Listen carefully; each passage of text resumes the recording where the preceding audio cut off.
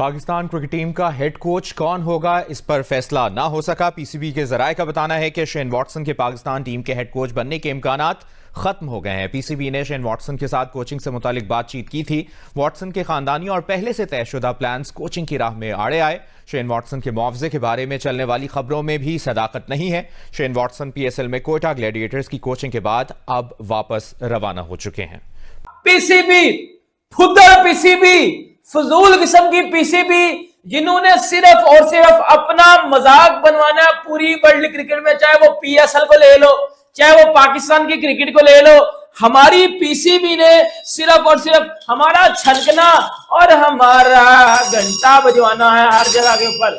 Shane Watson में ऐसी क्या बात है कि उनको कोचिंग के लिए पहले ये चल रहा था कि 1 करोड़ पर मंथ दे, फिर पता लगा कि नहीं, वो तो 4.5 करोड़ पर मंथ भी ऑफर की गई है। तब भी उन्होंने बोला कि मैं फैमिली से पूछ के आपको बताऊंगा। और अब खबर ये आई है कि शेन वॉटसन ने कहा है कि भैया ये मेरे बस की काम नहीं, आप कोई और कोच ढूंढ लो, कि पाकिस्तान की कोचिंग मैं नहीं कर सकता। उसकी वजह यह है कि आईपीएल हो रही है, आईएलटी हो रही है, श्रीलंका लीग हो रही है, बीपीएल हो रही है, बिग बैश हो रही है, हर तरफ लीग है, 10 लीग्स बनती है।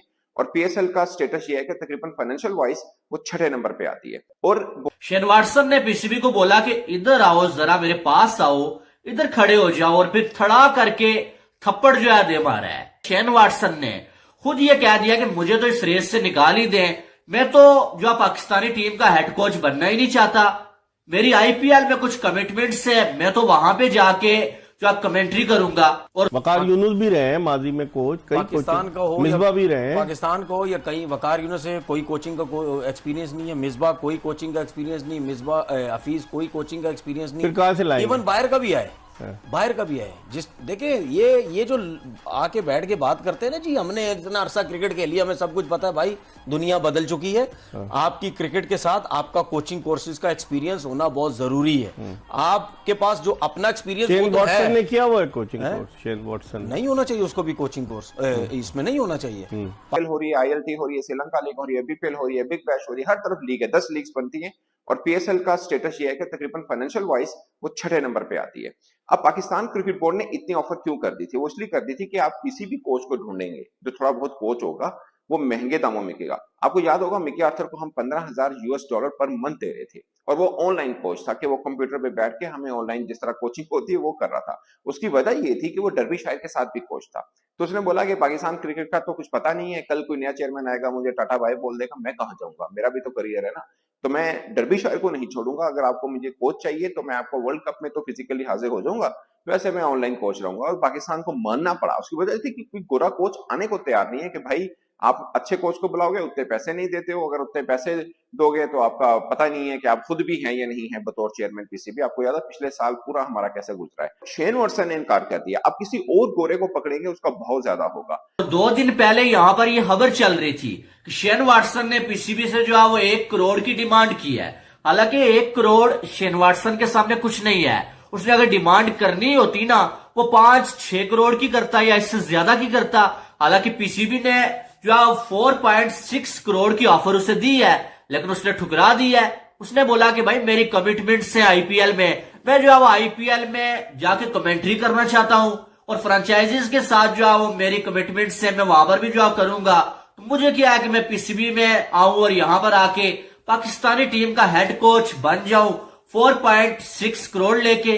अब अगर देखा जाए तो शायद इससे ज्यादा जो है शेन वॉटसन को आईपीएल में मिल रहा है, और वजह भी यही है क्योंकि ये लोग पैसे के पीछे भागते होते हैं। ठीक है, अब जहां पर पैसे ज्यादा मिलेंगे वहां से छोड़ के ये पागल है कि ये जो है वो पाकिस्तानी टीम का हेड कोच बन जाए। वहां पर उसने सिर्फ कमेंट्री करनी है, अपनी राय देनी है, वहां पर बोलना है, और पाकिस्तानी टीम की जो कोचिंग है ना, वो करना आग से गुजर के जाने से जो है वो कम नहीं होता है। इससे बड़ी बेइज्जती क्या होगी यार, कि खिलाड़ी जो आप साइन करते हैं पीएसएल में, वो जो है वो पीएसएल के दौरान इंजरी का बहाना कर देते हैं। जो ही आईपीएल शुरू होती है वो मुकम्मल फिट हो जाते हैं और आईपीएल में पहुंच जाते हैं।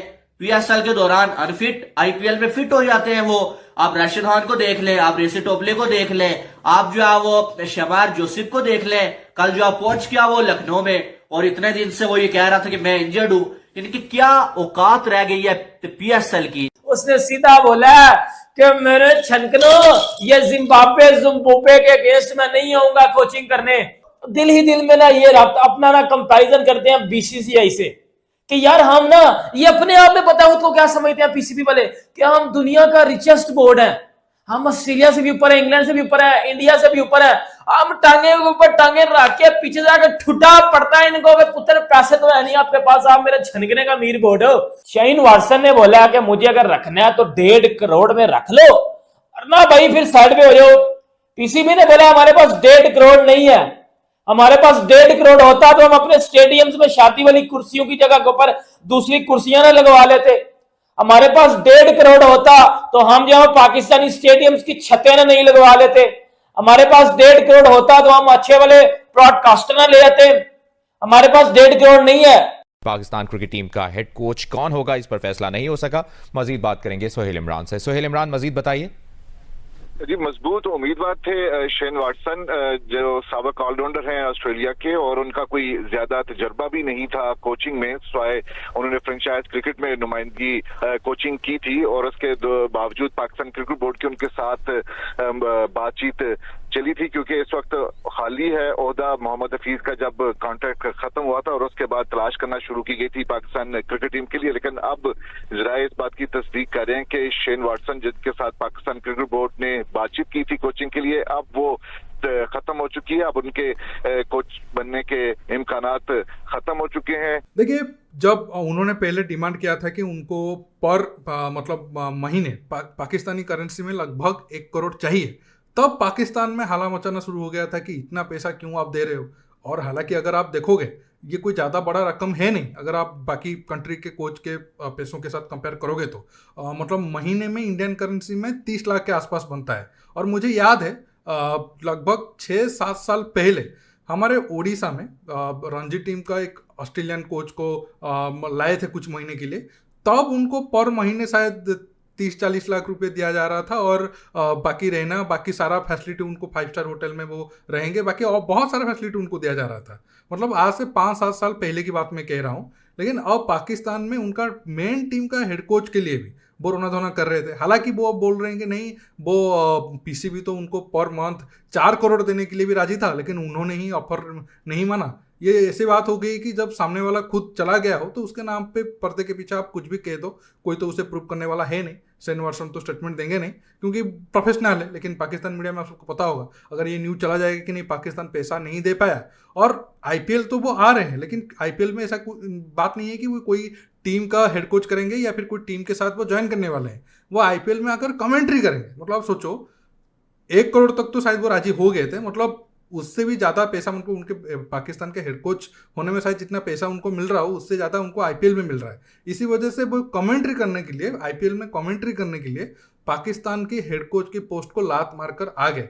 अब देखना होगा आने वाले टाइम में कौन फॉरेन कोच पाकिस्तान टीम को ज्वाइन करता है, और पाकिस्तान टीम का जो बुरा हालात है, उनका इंफ्रास्ट्रक्चर से लेकर उनका बोर्ड का जो बुरा हालात है, वो आगे सुधरता है या नहीं सुधरता है। दोस्तों, आज के टॉपिक में बस इतना ही। आप इस टॉपिक पर जो भी राय रखते हो नीचे कमेंट बॉक्स में कमेंट करके बताइए। मैं मिलूंगा बहुत जल्द एक न्यू टॉपिक के साथ। नमस्कार, जय हिंद।